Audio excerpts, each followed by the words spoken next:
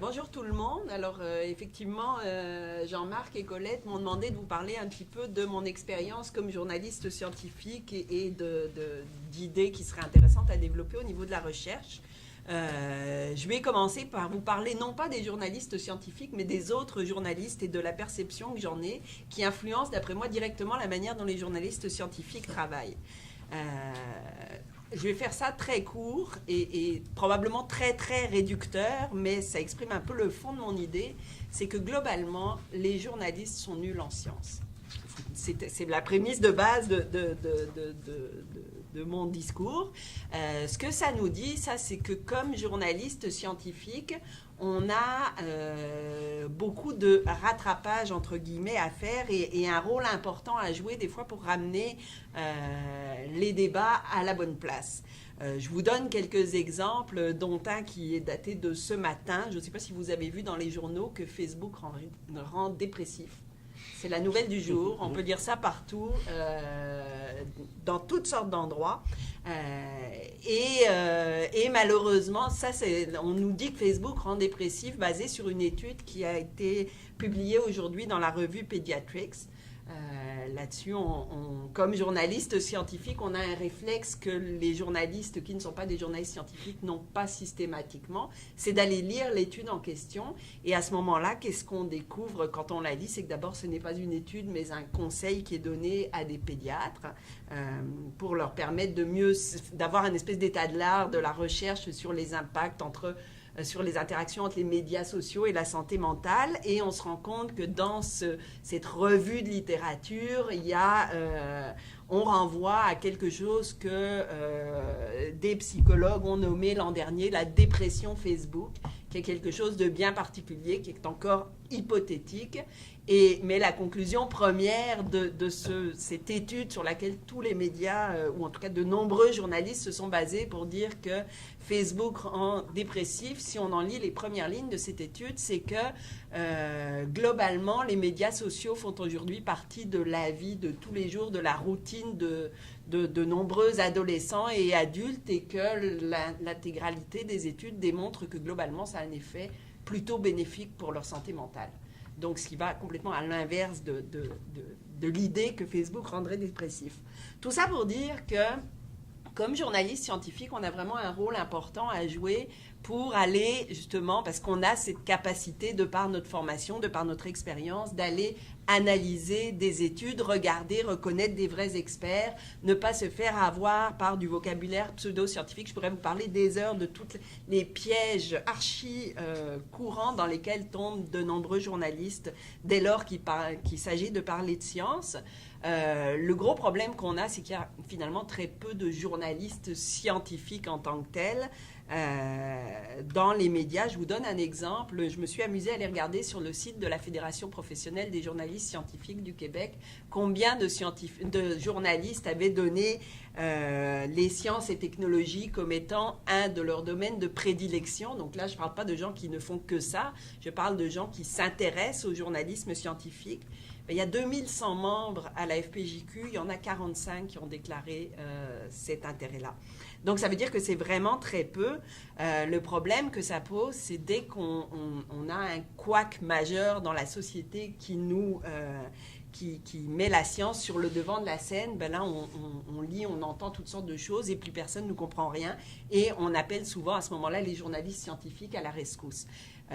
Ce qui se passe, c'est que ce genre d'actualité est très courante. Si vous pensez ce qui s'est passé dans les dernières années, la question, on est en plein dedans, du nucléaire qui inquiète absolument tout le monde, la question des gaz de schiste, la pandémie, le volcan islandais qui a arrêté les avions, on pourrait en citer comme ça, la marée noire. On ne manque pas d'exemples d'actualités qui contiennent un certain volet scientifique. Ce que ça veut dire, c'est que pour les journalistes scientifiques, moi je suis persuadée qu'il y a un rôle vraiment très important à jouer. et que la formation qu'on peut avoir comme journaliste scientifique va ensuite nous servir dans toutes sortes d'autres spécialités du journalisme. Le problème, souvent, c'est que les patrons de presse ne sont pas conscients de cette valeur ajoutée, finalement, que la science peut apporter aux journalistes, en tout cas rarement.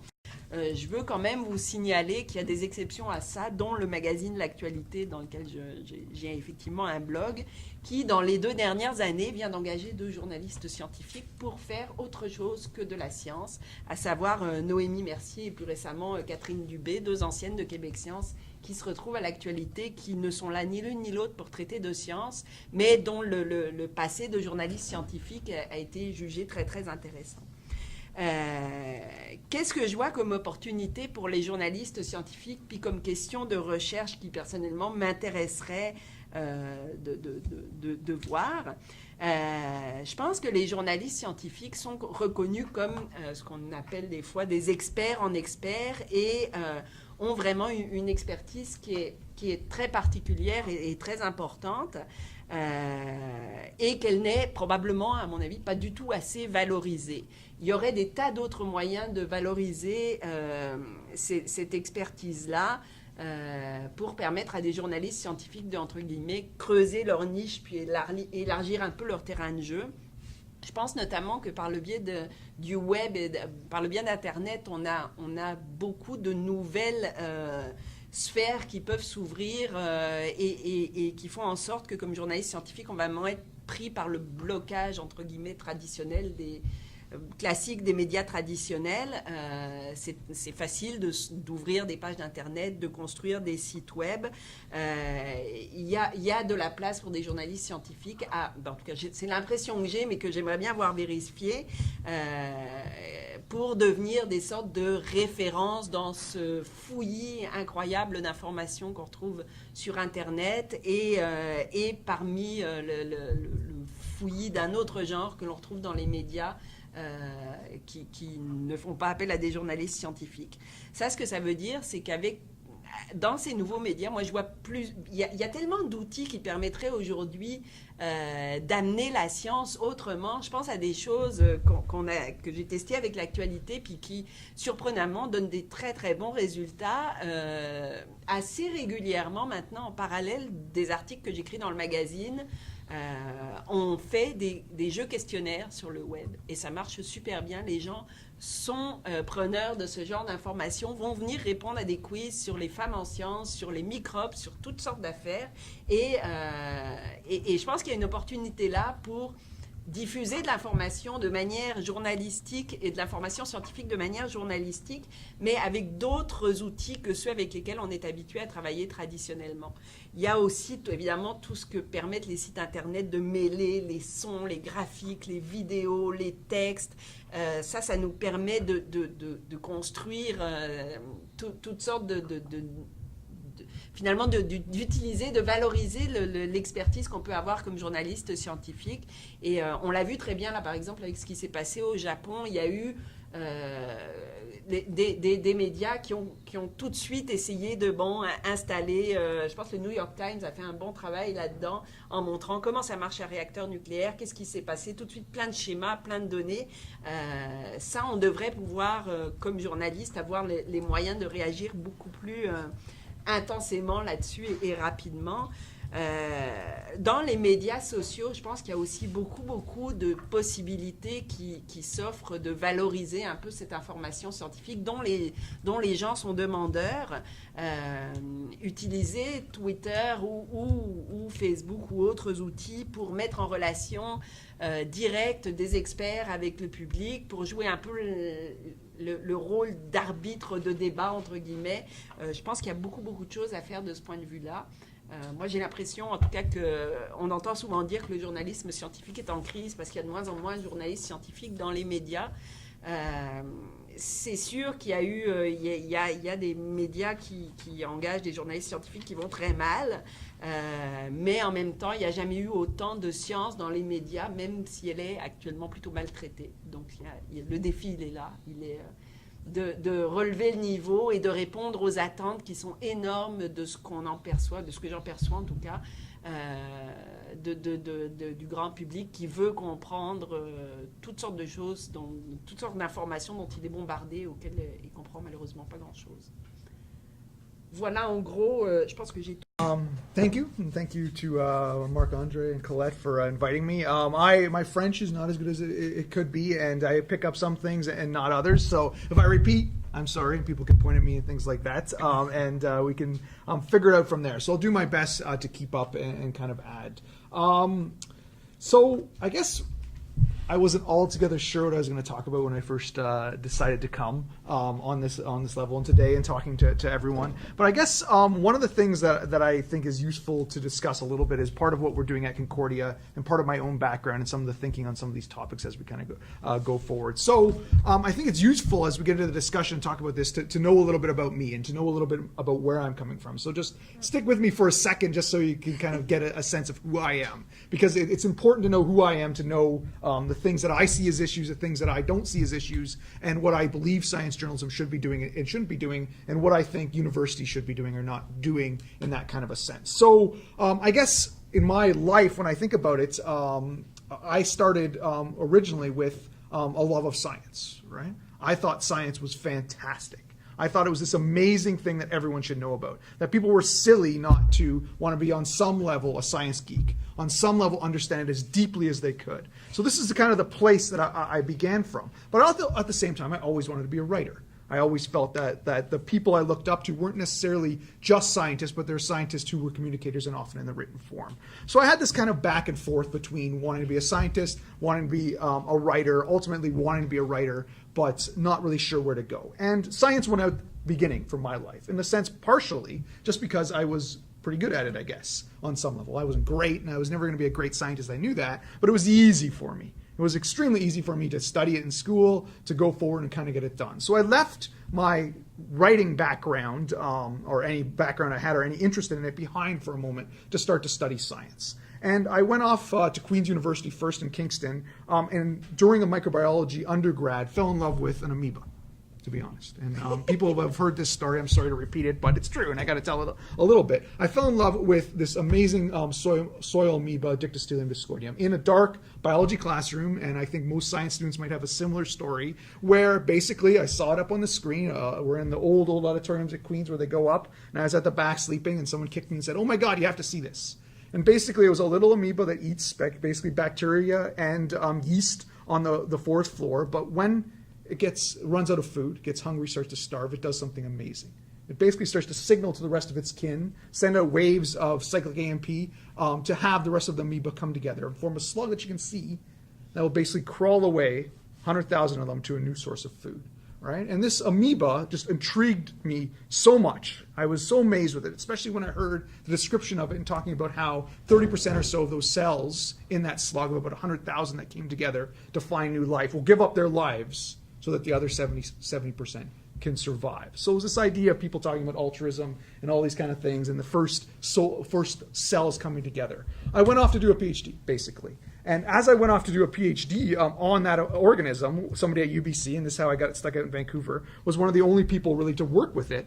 I went out and decided to work on that. I decided to do a master's basically to begin with and just kind of understand it, but I got kind of sucked into a PhD and stuck with it. And one of the interesting things, and the reason I tell this story, is because I really was from the very beginning interested in communicating scientists, interested in particular journalism because of the democratic potential it has, because it's what it's supposed to give to publics, what it believes in, and the ethic it comes with. So it was really, for me, it was science journalism and not science communication that I always wanted to do in my life. I didn't have those terms in my vocabulary at the beginning, and I came to them later and as I started to study it, but that's really what I wanted to do. Current affairs, cutting edge, science that's breaking out, things that believes in what that value of that information is to particular audiences and people, and not just in the fact that everyone should have a textbook education in science. I'm not interested in people's textbook education in science. I'm interested in how science is moving, where it's going, how we as publics and people have our interaction with it, and how we move it or don't move it in particular ways. So not necessarily what was learned 30 years ago and I could learn it again, keep going forward, but what's happening now, why it's happening, and what might be going on versus not. But what was interesting is as I went through my PhD talking to this, I started to talk to less and less people. Every year, I talked to fewer and fewer, to one point where I didn't even want to talk to my parents. When they asked me, "What do you do again?" I was like, Don't worry about it. It's not important. I'm happy. I'm going well. I met a girl. And my mom would be happy, right? She'd go off and say, it's good job, Dave. You finally met a girl, kind of thing.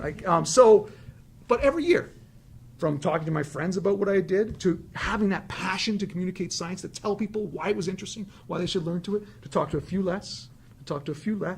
By about year 4 of my PhD or so, I was talking to really, although I'm always talking to people, but about what the science I was interested in, to like 12 people in the world, right? 12 people that we were trying to convince that what we were doing was important.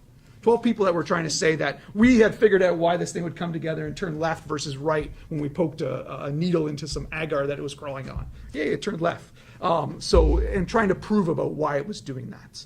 So every year, I talked to less and less people. Every year I got engaged with less and less of the public, less and less of the discussion about science, less and less about what I was really interested in, and more just into trying to prove something, trying to figure something out, trying to understand the world. Because really I was in that positivistic kind of phase where I really believed that what science allowed you to do was understand the world.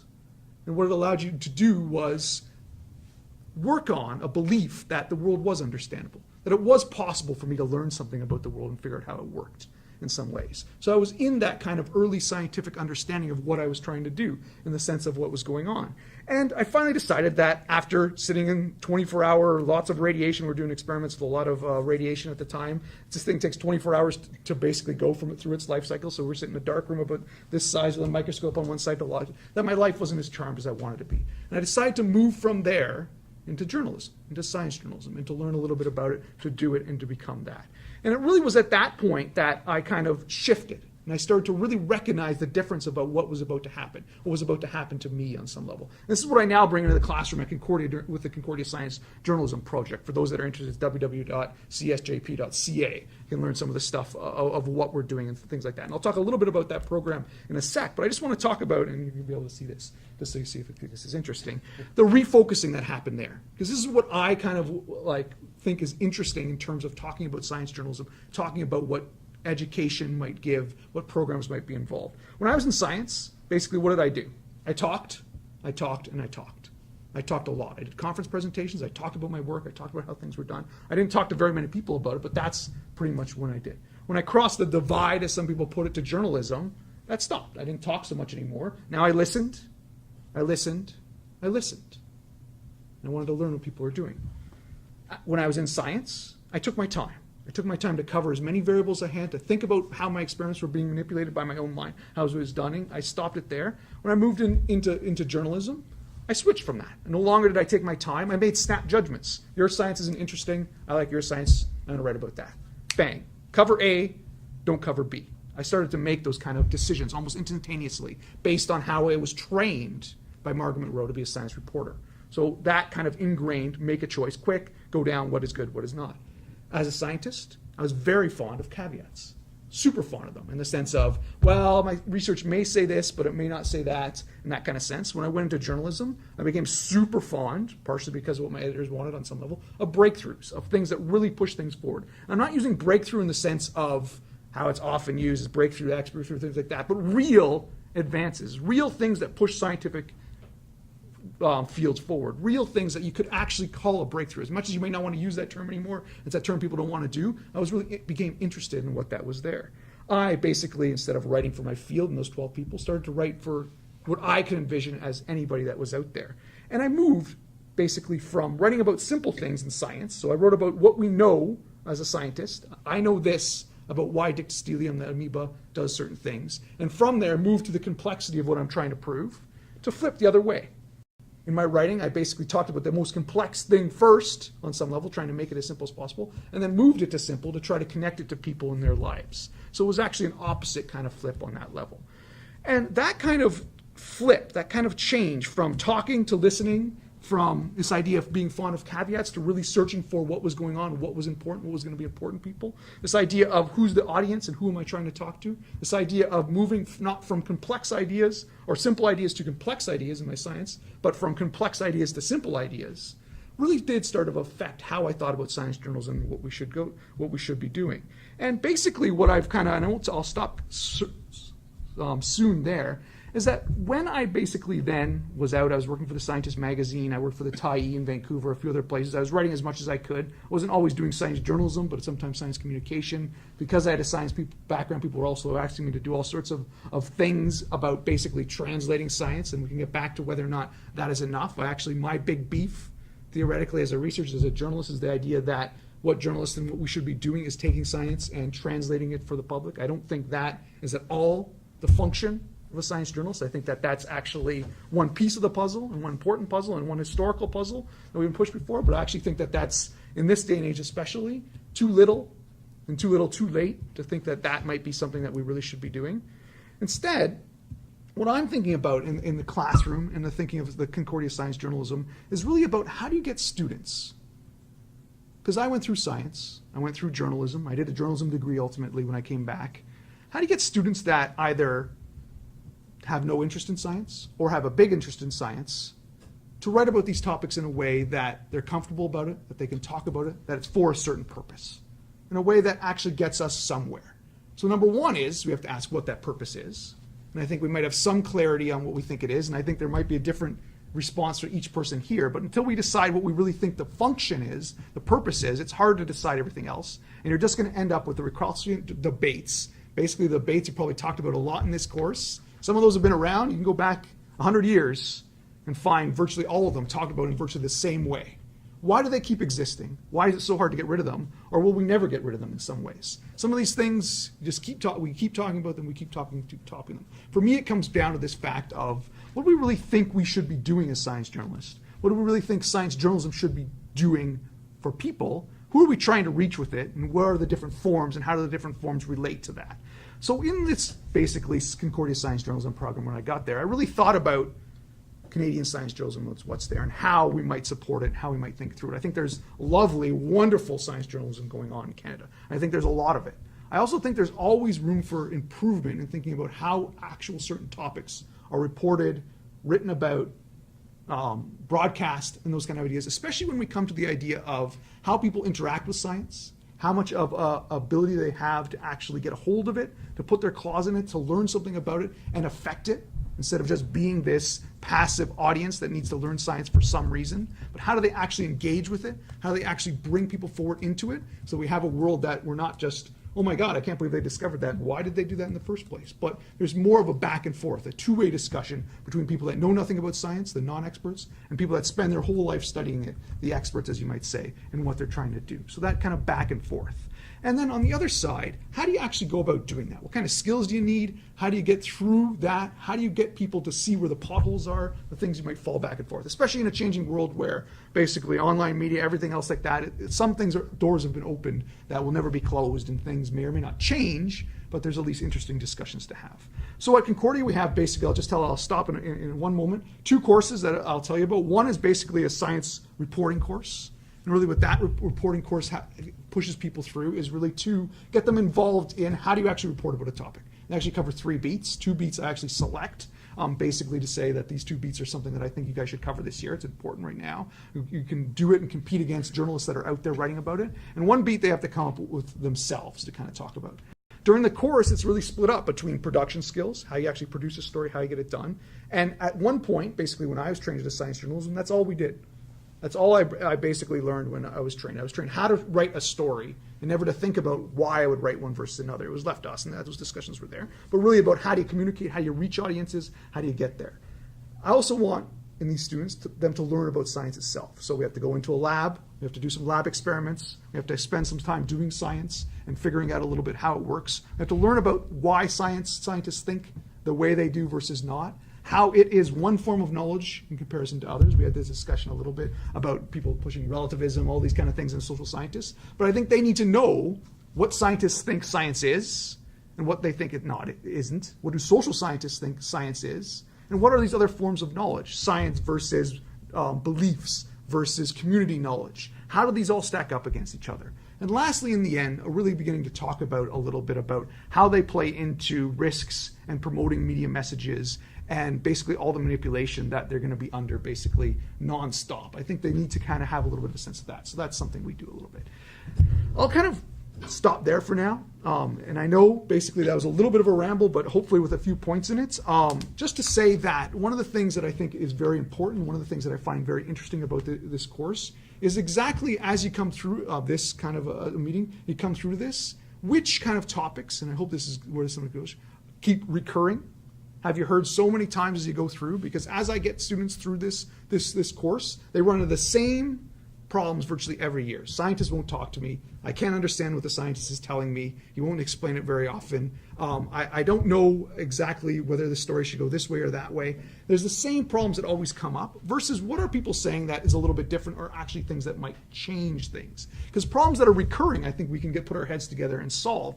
But ones that are new, brand new, that no one's really thought about yet, those are the things that I think are the ones that we really should be discussing more. And I have a few in my mind, but I'm just going to leave that for discussion. I'll stop there. Thank you very much. Go to Roger. Alors, merci pour l'invitation à la table ronde.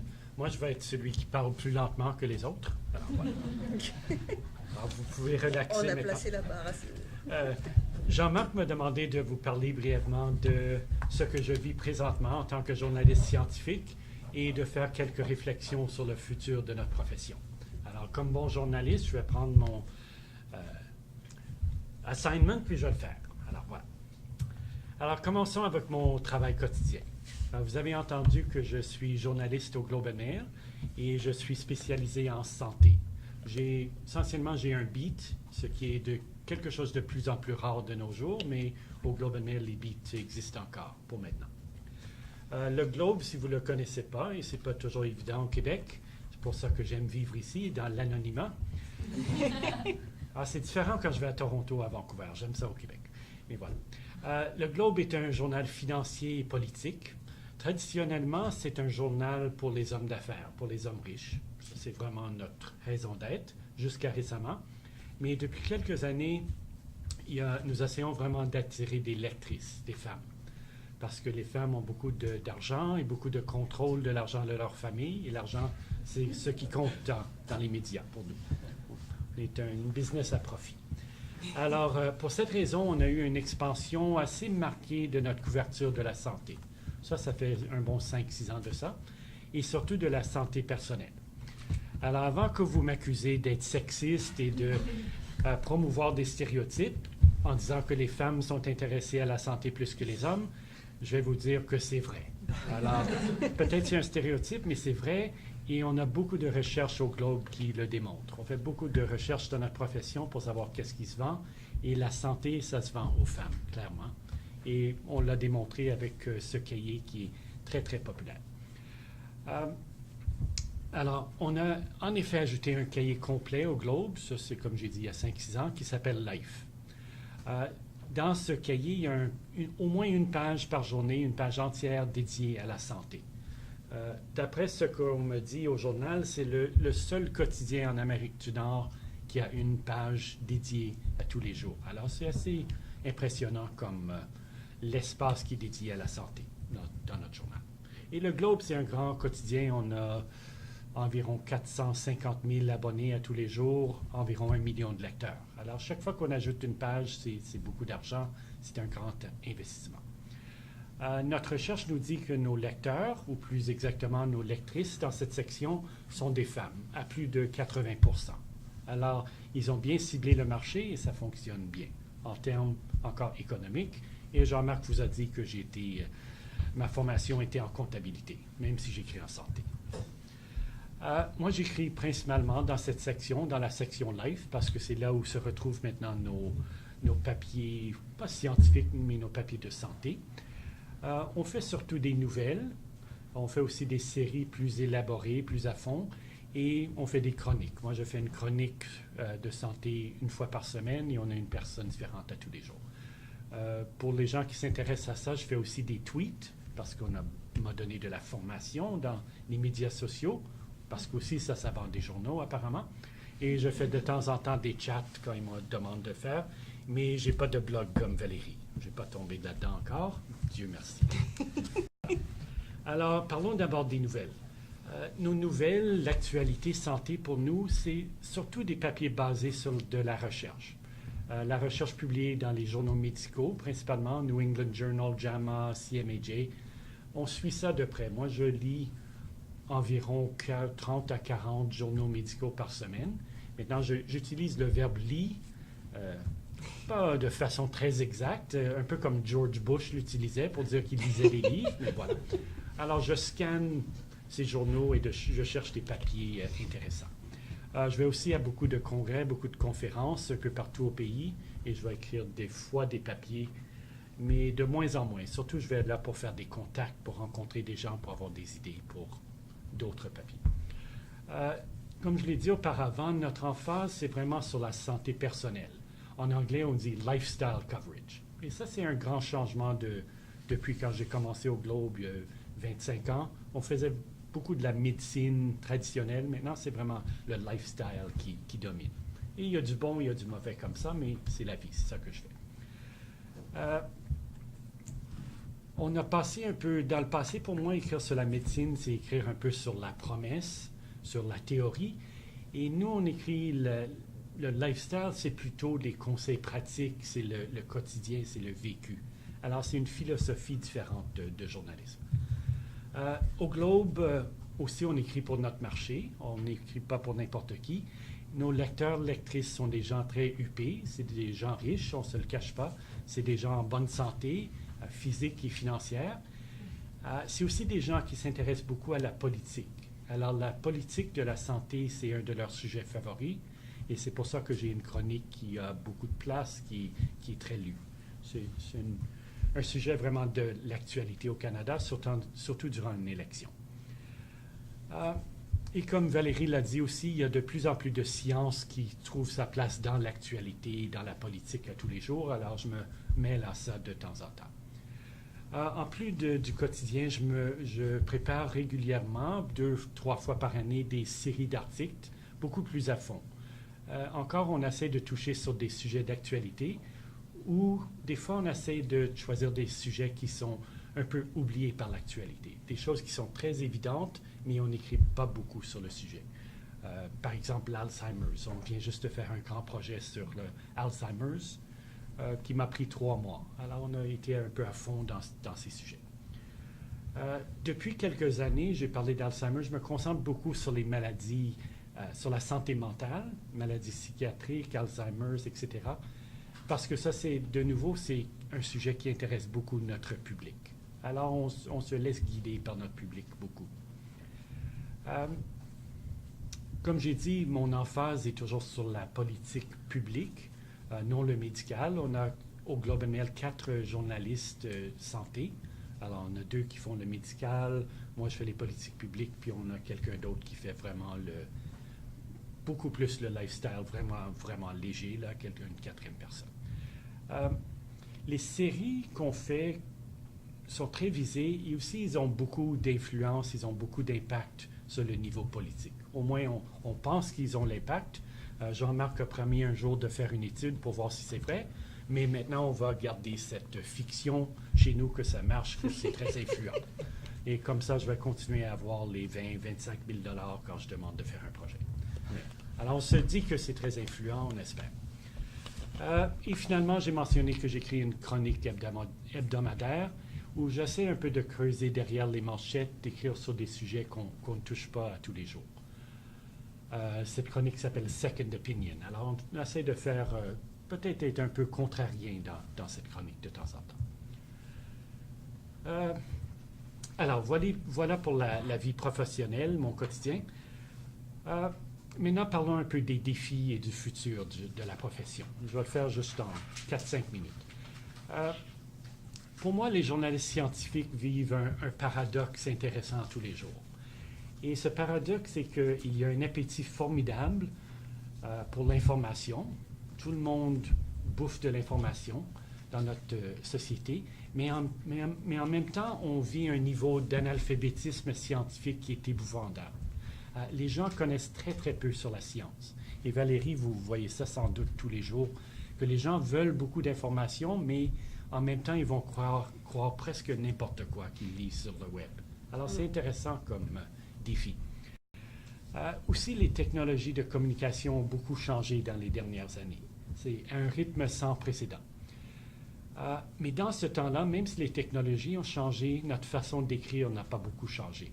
Ça, c'est intéressant, on devrait y penser de temps en temps. Je ne suis pas certain qu'on s'est bien adapté à cette nouvelle réalité.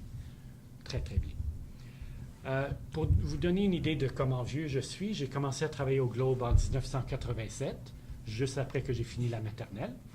J'ai été direct. En fait, j'ai été direct, j'ai étudié à Carleton, j'ai fini mon programme le lundi, j'ai commencé au Globe le lundi. Alors, j'ai eu une fin de semaine pour déménager entre les deux et je suis au Globe depuis. Alors, mon CV est très, très plate. Une seule ligne. À cette époque, 1987, il n'y avait pas de téléphone cellulaire. Il n'y avait pas de laptop, j'en avais pas. Il n'y avait pas de courriel, pas d'Internet, pas de tweet, pas de poste de nouvelles continu comme RD Newsworld. On avait une file de presse qui publiait 3 lignes à la fois, comme une vieille dactylo, si vous pouvez imaginer. Ça, c'est le bon vieux temps. Alors, je vous donne une petite anecdote sur la technologie. Le 6 décembre 1989, ceux d'entre vous qui connaissez votre histoire vont savoir que c'était le soir du massacre de 14 femmes à la Polytechnique. Alors, j'y étais. J'étais avec une quinzaine de journalistes à la scène du crime. On n'était pas beaucoup à ce temps-là. Il y avait un téléphone dans le corridor de la Polytechnique et on a pris des tours à transmettre nos papiers à vive voix parce qu'on n'avait pas d'ordi. Alors, cette scène est impensable aujourd'hui, mais c'est ma réalité de journalisme. Alors, la technologie a beaucoup changé. Maintenant, ça, c'est peut-être mauvais. Ça, c'est une petite histoire d'horreur, ça, un seul téléphone. Mais on avait un luxe à cette époque. On avait un luxe de prendre un petit peu de temps de penser avant d'écrire.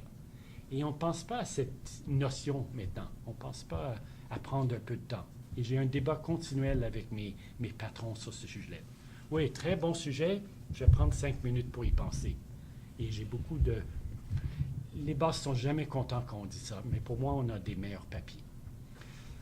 Mais je ne veux pas être trop cynique en disant ça, mais c'est quelque chose d'important de penser un petit peu de temps en temps. Une autre anecdote, parce que dans notre profession, on aime beaucoup les anecdotes. Moi, j'ai découvert l'Internet, je sais le jour exact, le 14 août 1992, parce que c'était le jour d'un autre massacre. Un professeur de Concordia, Valérie Fabricant, a tué 4 de ses collègues cette journée-là, juste à côté de mon bureau, à quelques pas. J'étais là tout de suite. On a bientôt appris que M. Fabricant avait posté des menaces sur le web. C'est quoi le web? C'était un outil académique. Alors, on a fait notre recherche. Il n'y avait pas de journal avant la prochaine journée. On n'était pas pressé. Il n'y avait pas de web pour faire une histoire. Et on a dû aller sur cet outil, le web, pour trouver ces documents. Et on les a trouvés. C'était très, très intéressant. Mais il n'y avait pas de Google à cette époque, imaginez. On a dû taper le URL qui était comme 500 caractères de long. Alors, une autre petite anecdote. Ça, c'est mes histoires d'horreur technologique à la Stephen King. Alors, ça, c'est... Vous savez que la technologie a beaucoup de bons, mais pensez à comment c'était avant. C'était pas tout mauvais. Mais beaucoup, c'est juste pour vous dire que beaucoup a changé depuis 20 ans. Mais on écrit toujours de la même façon. On a toujours la pyramide invertie. J'imagine qu'on enseigne ça ici, au journalisme. On a toujours les nouvelles un peu he said, she said, on a 2 côtés à chaque histoire, etc.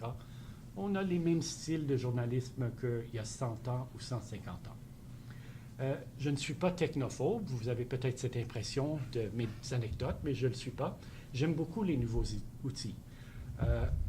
Pour moi, les tweets et les nouvelles de 300 mots, c'est pas mauvais. J'aime faire les tweets. J'adore lire USA Today. C'est un de mes journaux préférés parce que c'est très, très bien écrit. Mais le rôle principal de journaliste scientifique, je veux parler un peu de science en finissant, c'est d'être un traducteur et d'un interprète.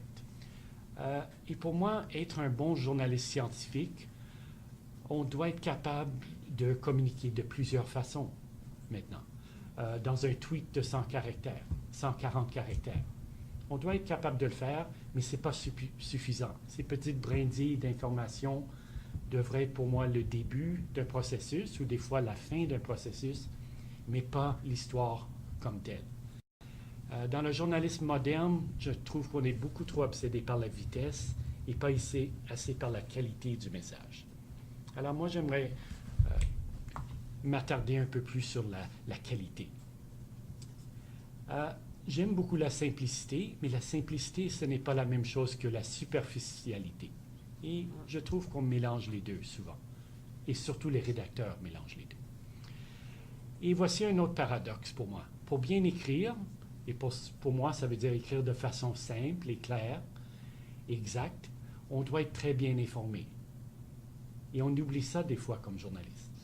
Pour faire un bon reportage sur un nouveau médicament, par exemple, on ne peut pas être un simple perroquet qui répète qu'est-ce qu'il y a dans le communiqué de Novartis ou de Pfizer.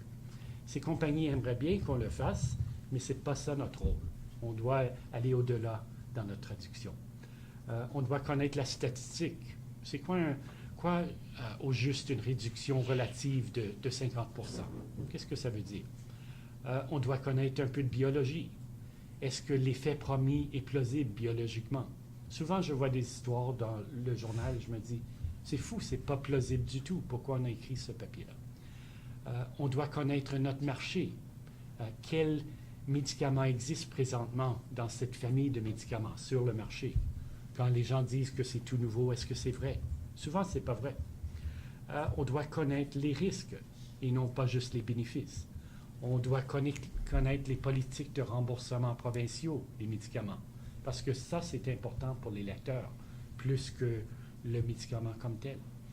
On doit connaître le jargon, le bullshit des compagnies pharmaceutiques, des relations publiques, etc. Alors, on doit connaître beaucoup pour dire très peu. Le tweet est bon, mais ce n'est pas suffisant, comme j'ai dit avant. Le public, les consommateurs, si vous voulez, veulent des explications et du contexte. Ils veulent que quelqu'un décortique la complexité pour eux. Et des fois, on oublie ça quand on passe notre temps à faire des tweets. Personnellement, je crois que c'est là le futur du journalisme scientifique. Tout le monde, le public, moi je suis un lecteur comme vous, nous noyons dans une mer d'informations tous les jours. Il y en a trop. Les gens cherchent des repères et des buoys pour les aider. Les manchettes ne sont plus suffisantes. Les gens veulent des explications, du contexte, de l'analyse et de la nuance. Les journaux, la télé les donnent ça de moins en moins. Mais c'est ça qu'ils veulent de plus en plus. Quand il y a un désastre nucléaire au Japon, quel est l'impact sur l'environnement, sur la santé des Japonais, sur la santé de ma famille au Canada, sur les prix de la bouffe, sur les politiques énergétiques du Canada? Comment est-ce que ça fonctionne, un réacteur nucléaire? Les gens veulent savoir ces choses-là. Ils cherchent des explications. Et encore, pour moi, ça, c'est le futur du journalisme scientifique, dans le détail, d'en produire de l'information de qualité, non juste de la quantité. C'est un peu l'antidote à la superficialité qu'on vit ces jours-ci. Alors moi, je vois un peu la pendule revenir et avoir un peu plus de profondeur et de détails dans nos reportages. Mais la question importante qui reste à répondre est celle-ci. Est-ce que les gens vont payer pour cette information? Alors, je laisse cette question-là aux économistes parmi vous et je vous remercie pour votre attention.